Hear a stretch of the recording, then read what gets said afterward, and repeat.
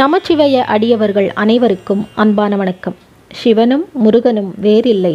எம்பெருமான் சிவபெருமானுக்கே உபதேசித்து லோக குருவாக விளங்கிக் கொண்டிருக்கின்ற முருகப்பெருமானை எமக்கும் குருவாய் வந்து அருள்வாய் குகனே என்று வேண்டிக்கொண்டு இந்த கலியுகத்தின் கண்கண்ட தெய்வமான அழகன் முருகப்பெருமானின் குருவருளோடும் திருவருளோடும் எம்பெருமான் சிவபெருமானின் பெரும் கருணையோடும் இந்த பதிவை ஆரம்பிக்கின்றேன்.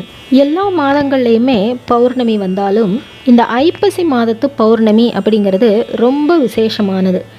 ஏன் அப்படின்னா, உலகத்திற்கே படியளப்பவர் எம்பெருமான் சிவபெருமான். ஆனால் அவருக்கே இந்த நாளில் சந்திரனுக்கு உரிய தானியமான அரிசியில் அன்னம் சமைத்து அந்த அன்னத்தினாலே அபிஷேகம் செய்து வழிபாடு செய்கிறது அப்படிங்கிறது வழக்கமாக இருக்குது.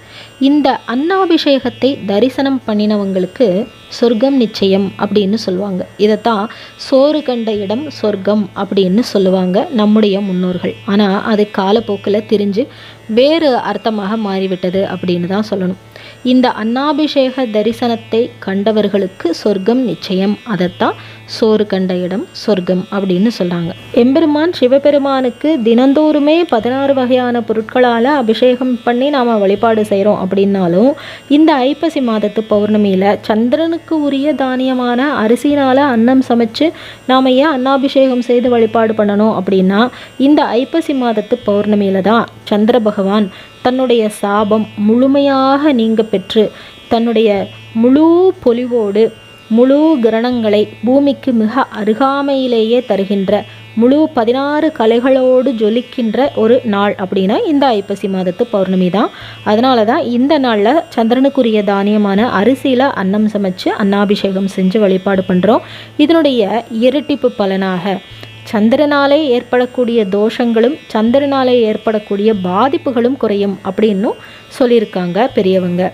இந்த அன்னாபிஷேகத்தை தரிசனம் பண்ணினவங்க கோடி லிங்கங்களை தரிசனம் பண்ணின புண்ணிய பலன்களை பெறுவார்கள் அப்படின்னு சொல்லியிருக்காங்க.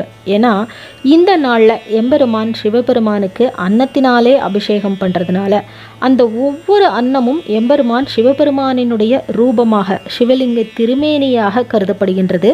அதனால தான் ஒவ்வொரு பருக்கையுமே அந்த ஒவ்வொரு அன்னமுமே எம்பெருமான் சிவலிங்க திருமேனிக்கு சமமானது. அதனால்தான் கோடி லிங்கங்களை தரிசனம் பண்ணின புண்ணியம் நமக்கு இந்த நாளில் கிடைக்கும், இந்த அன்னாபிஷேகத்தை தரிசனம் பண்ணுறதன் மூலமாக. சரி, இந்த அன்னாபிஷேகம் இந்த ஐப்பசி மாதத்து பௌர்ணமி இந்த வருஷம் எந்த நாளில் வருது அப்படின்னா, நவம்பர் மாதம் 15ஆம் தேதி வெள்ளிக்கிழமை தினத்தில் இந்த ஐப்பசி மாதத்து பௌர்ணமி வருது. 15ஆம் தேதி அதிகாலை 3:50க்கே ஆரம்பிச்சிருது. 3:52க்கு ஆரம்பித்து அடுத்த நாள் அதிகாலை 3:40 வரைக்குமே இந்த பௌர்ணமி திதி இருக்குது. அதனால் முழு நாளாக நவம்பர் மாதம் 15ஆம் தேதி வெள்ளிக்கிழமை தான் பௌர்ணமி திதி இருக்குங்கிறதுனால வெள்ளிக்கிழமை தான் இந்த அன்னாபிஷேகம் எல்லா கோவில்களிலுமே நடத்தப்பட இருக்கின்றது.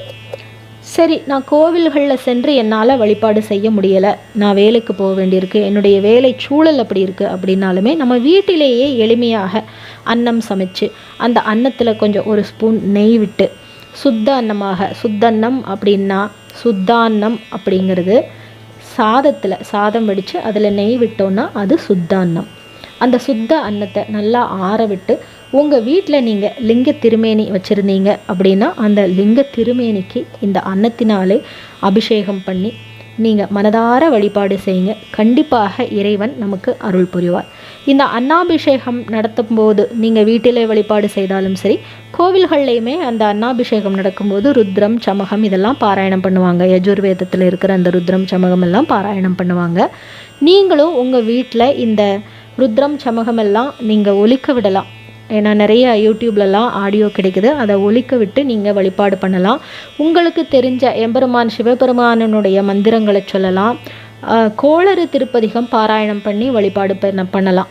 ஏன்னா நம்ம நிறைய பதிவுகளில் சொல்லியிருக்கோம், கோளறு திருப்பதிகம் அப்படிங்கிறது கோள்களினாலே 9 கோள்களினாலேயும் ஏற்படக்கூடிய துன்பங்களையும் துயரங்களையும் அறுத்து எறியக்கூடிய பதிகம்தான் கோளறு திருப்பதிகம்.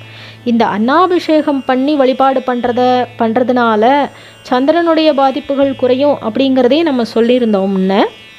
இந்த சந்திரன் மட்டும் இல்லை, அனைத்து கோள்களுமே 9 கோள்களினாலேயும் ஏற்படக்கூடிய துன்பங்களையும் துயரங்களையும் அறுத்து எறிகின்ற பதிகம்னா அது கோளறு திருப்பதிகம் தான். நீங்கள் தினமுமே கோளறு திருப்பதிகத்தை பாராயணம் பண்ணி வழிபாடு பண்ணலாம். உங்களுக்கு அந்த 9 கிரகங்களினாலேயும் ஏற்படக்கூடிய பாதிப்புகளை தடுத்து ஒரு அரண் போல காக்கின்ற கவசம் அப்படின்னா இது அந்த கோளறு திருப்பதிகம் தான். சிவபுராணம் பாராயணம் பண்ணி வழிபாடு செய்யலாம். எங்களுக்கு இந்த கோளறு திருப்பதிகம் தெரியாது, சிவபுராணம் தெரியாது அப்படின்னா நமச்சிவயங்கிற அந்த பஞ்சாட்சர மந்திரத்தை நீங்கள் அந்த நாள் முழுக்க பாராயணம் பண்ணி வழிபாடு செஞ்சீங்க அப்படின்னா அதுவே போதும். எம்பெருமான் கண்டிப்பாக நமக்கு அருள் புரிவார். இந்த நாளில் உங்களால் முடிஞ்சால் அருகில் இருக்கிற கோவில்களுக்கு அந்த அன்னம் சமைச்சு அபிஷேகம் பண்ணுறதுக்கு உங்களால் முடிஞ்ச எவ்வளவு அரிசி வாங்கி கொடுக்க முடியுமோ அரிசி வாங்கி கொடுக்கலாம். என்ன பண்ணினாலும் சரி, நீங்கள் முடியாதவர்களுக்கு இயலாதவர்களுக்கு செய்கிற உதவியை இறைவன் தனக்கே செய்கின்ற பணியாகவும் ஏற்றுக்கொள்வார். உங்களுக்கு அரிசி வாங்கி கொடுக்க முடியலை, கோவிலுக்கு போக இயலலை அப்படின்னாலுமே அந்த தருணத்தில் நீங்கள் ஒரு ஏழைக்கு இயலாதவர்களுக்கு உதவி செஞ்சீங்க அப்படின்னா அது பெருமானுக்கு செய்கின்ற பணியாகத்தான் எம்பெருமான் சிவபெருமான் ஏற்றுக்கொள்வார். இந்த நாளை தவற விடாதீங்க. எம்பெருமான் சிவபெருமானை முழு மனதோட மனசார நீங்கள் வழிபாடு பண்ணி பெருமானினுடைய முழு கருணையையும் பெறுங்கள். எந்த கடவுளாக இருந்தாலும் சரி, நீங்கள் எந்த கடவுளை வழிபாடு செய்கிறதா இருந்தாலும் சரி, நீங்கள் இயலாதவர்களுக்கு முழு மனதோடு செய்கிற உதவி பெருமானுக்கு செய்கின்ற, அது உங்கள் இஷ்ட தெய்வத்திற்கு செய்கின்ற ஒரு பணியாகத்தான் பெருமான் ஏற்றுக்கொள்வார் அப்படிங்கிறத நம்ம மறக்க வேண்டாம். இயன்ற அளவு தினமுமே காகத்திற்கு சாப்பாடு வைங்க, நாய்க்கு சாப்பாடு வைங்க. அவைகளெல்லாம் வாயில்லா ஜீவன்கள் இல்லையா, அதனால் அவைகளுக்கெல்லாம் நீங்கள் உணவு அளிக்கலாம், எறும்புக்கு உணவளிக்கலாம். உங்களாலே இயன்ற உதவி உங்களுக்கு தெரிந்தவர்களுக்கோ தெரியாதவர்களுக்கோ உங்களால் இயன்ற உதவியை அளியுங்கள். மக்கள் பணி மகேசன் பணியாக ஏற்றுக்கொள்வார். இந்த பதிவு உங்கள் எல்லோருக்குமே உபயோகமாக இருந்திருக்கும். உங்களுக்கு பிடிச்சிருந்ததுன்னா லைக் பண்ணுங்கள், உங்களுடைய நண்பர்கள் அனைவருக்குமே ஷேர் பண்ணுங்கள். மறக்காமல் நமச்சிவய சேனலை சப்ஸ்கிரைப் பண்ணிக்கோங்க. மீண்டும் அடுத்த ஒரு நல்ல பதிவிலை சந்திக்கின்றேன். நன்றி, வணக்கம்.